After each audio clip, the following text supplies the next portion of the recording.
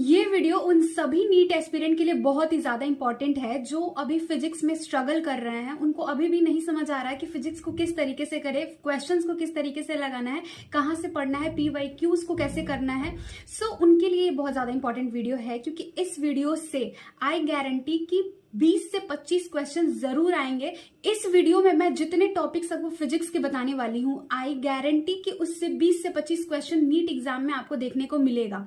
सो इस वीडियो को बिल्कुल भी स्किप मत करिएगा। आप सभी नीट एस्पिरेंट जो भी अभी स्ट्रगल कर रहे हैं नीट फिजिक्स के अंदर एंड उनको फिजिक्स में मार्क्स अच्छे नहीं आ रहे हैं, मॉक टेस्ट के अंदर बहुत ही कम नंबर आ रहे हैं, लाइक बहुत सारे ऐसे नीट एस्पिरेंट होंगे जो भी 50-60 के अप्रॉक्स उनके फिजिक्स में स्कोर आ पा रहे होंगे। एंड आई कैन अंडरस्टैंड कि कितना बुरा लगता है जब हम बहुत एफर्ट्स लगाते हैं अपने, बट हमारे मार्क्स इंक्रीज नहीं हो पाते। तो गाइस क्यों नहीं हो पाते? क्योंकि हम अपना अप्रोच सही नहीं लगाते हैं। हम मेहनत तो बहुत ज्यादा करते हैं ना, हम बहुत ज्यादा मेहनत करते हैं, अपनी तरफ से दिन रात एक कर देते हैं, लेकिन अगर हमारा तरीका ही सही नहीं होगा, हमारा अप्रोच ही सही नहीं होगा, तो वो चीजें सही वे में नहीं जाएंगी एंड उसका कुछ भी आपको सही आउटकम नहीं देखने को मिलेगा।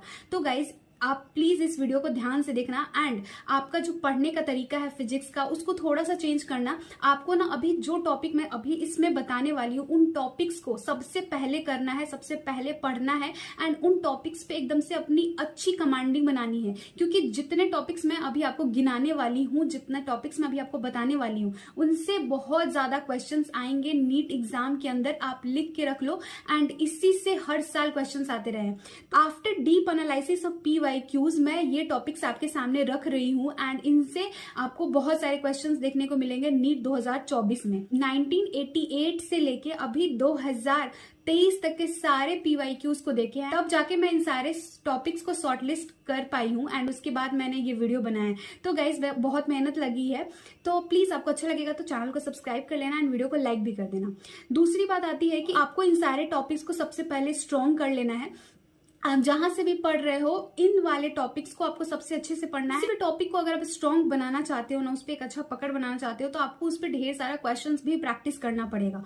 तो practice more and more question on these topics जो अभी मैं आपको यहाँ पे बताने वाली हूँ। तो इस वीडियो में आपके लिए हर चीज लेके आई हूँ। मैं आपको सारे टॉपिक्स भी बताऊंगी एंड आपको प्रूफ भी दूंगी। आप देख सकते हो कि आपको प्रूफ भी दूंगी कि हाँ देखो ये सारे क्वेश्चंस प्रीवियस ईयर में बहुत बार आए हुए हैं।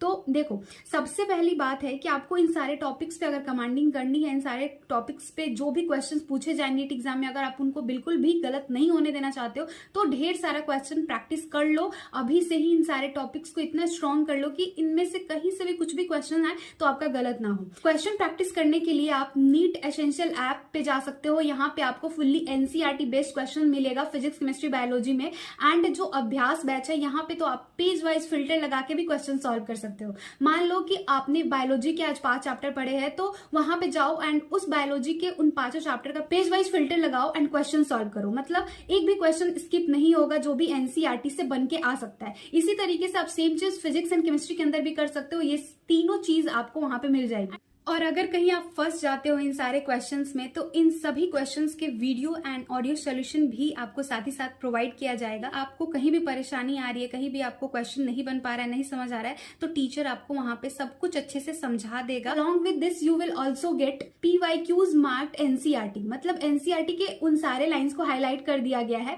जहां से भी प्रीवियस ईयर में क्वेश्चन आए हैं। तो आपको और ज्यादा ईजी हो जाएगा कि आपको अपनी बुक खोलनी है NCERT की फिजिक्स, केमिस्ट्री, बायोलॉजी की, एंड वहां से जाके उन सारे लाइंस को देख लेना है जो भी PYQs में पूछे गए हैं एंड सारे लाइंस को अपने बुक में भी हाईलाइट कर लेना है, ताकि उन लाइंस को आप और अच्छे से प्रिपेयर करो। जब भी पढ़ो तो उन लाइंस पे और ज्यादा कॉन्सेंट्रेट और ज्यादा फोकस वे में पढ़ो एंड उसके आसपास की लाइंस को भी अच्छे से देख लेना, क्योंकि उनके आने की प्रोबेबिलिटी भी और ज्यादा रहेगी। अगर आप उन हाईलाइटेड लाइंस पे टैप करते हो तो वो क्वेश्चंस भी आ जाएंगे जो कि प्रीवियस ईयर में पूछे गए हैं एंड उन क्वेश्चंस को भी आप अटेम्प्ट कर सकते हो। आप कहीं फंस रहे हो उनमें, उन सारे क्वेश्चंस का भी आपको वीडियो एंड ऑडियो सॉल्यूशन वहीं पे प्रोवाइड कर दिया जाएगा, ताकि कहीं भी कोई भी परेशानी आपको ना आए। तो है ना अमेजिंग? क्या आपको पता लग जा रहा है कि कौन सी लाइंस है जो PYQs में उठा के पूछी गई हैं? तो ये सब जान लेने से आपकी जो प्रिपरेशन की जर्नी है वो और ज्यादा आसान हो जाएगी। तो अभी जाओ नीट एसेंशियल ऐप डाउनलोड करो एंड अभ्यास बैच में सब्सक्रिप्शन ले लो, ताकि सारी चीजों को प्रैक्टिस कर पाओ एंड अपना 100% देके आप नीट 2024 में अपने आप को रेडी कर पाओ। तो मैंने लिंक्स डिस्क्रिप्शन बॉक्स में दे दिए हैं, go and check it out. मैं आपसे एक प्रॉमिस चाहती हूँ कि जितने भी टॉपिक्स मैं अभी आपको बताऊंगी, टॉपिक्स के आपको सारे क्वेश्चन सॉल्व कर जाने हैं, स्पेशली NCERT एनसीईआरटी का तो सारा क्वेश्चन आपको एकदम से टंग पे होना चाहिए, तो जरूर जाके आप अभ्यास बैच से सारे क्वेश्चन सॉल्व कर लेना इन सारे टॉपिक्स के, ताकि आपके लिए और ज्यादा बेहतर हो जाए एंड आप नीट 2024 को एक बहुत ही अच्छे मार्क्स से क्रैक कर पाओ। तो चलो बात करते हैं कि कौन कौन से टॉपिक्स है जो आपको बहुत ही अच्छे से प्रिपेयर करना है, उन पे 100% नहीं 200% कमांडिंग कर लेनी है। तो देखो क्लास 11th में जो है dimensional formula and it's analysis, ये बहुत ज्यादा बार पूछा गया है एंड इसके एप्लीकेशंस भी, तो ये वाला टॉपिक आपको बहुत अच्छे से प्रिपेयर करना है। अभी मैं आपको दिखा देती हूँ प्रूफ भी कि देखो इससे क्वेश्चंस आ रखे हैं प्रीवियस ईयर में, ये आप देख सकते हो डायरेक्ट प्लैंक कांस्टेंट का डायमेंशन पूछ लिया है।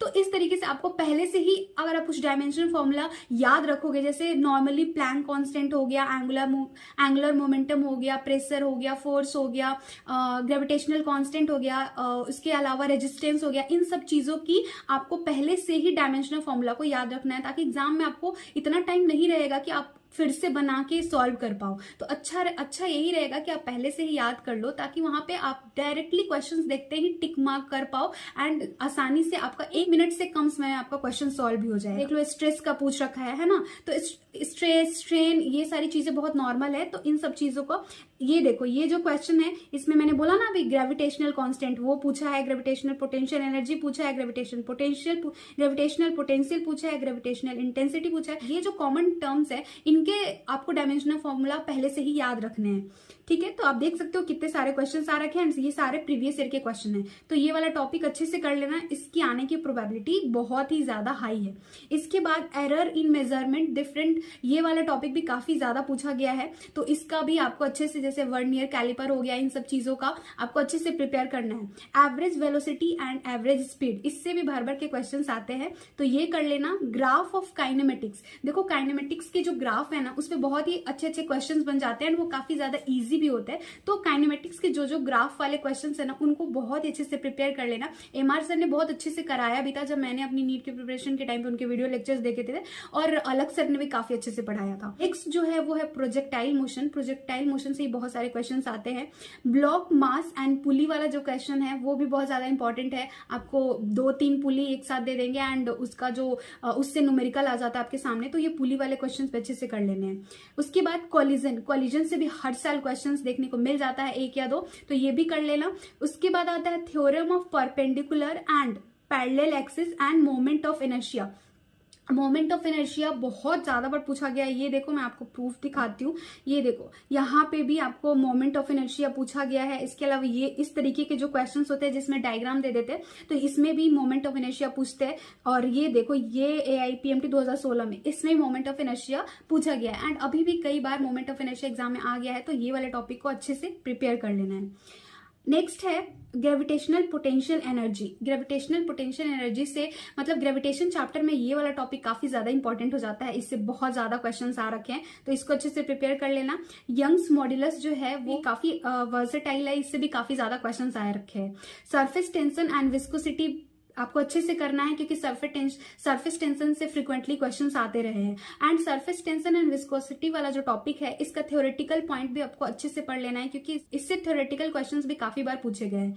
Heat transfer and Newton's law of cooling जो है ये टॉपिक भी काफी बार रिपीट किया गया है नीट एग्जाम में, स्पेशली ये न्यूटन्स लॉ ऑफ कूलिंग जो है इससे काफी ज्यादा क्वेश्चन आ रखे हैं। Thermodynamics process and their graphs, देखो ग्राफ्स जो थर्मोडायनेमिक्स के है ना, जितने भी ग्राफ्स से क्वेश्चन बन सकते हैं थर्मोडायनेमिक्स के, वो आपको अच्छे से करने हैं, क्योंकि इसके आने की प्रोबेबिलिटी काफी ज्यादा है। कार्नोट इंजन भी पूछा जाता रहा है, तो इसको भी कर लेना। वेव वाले चैप्टर में open and close pipe beats Doppler effect, ये वाला टॉपिक जो है काफी बार पूछा गया है एग्जाम में।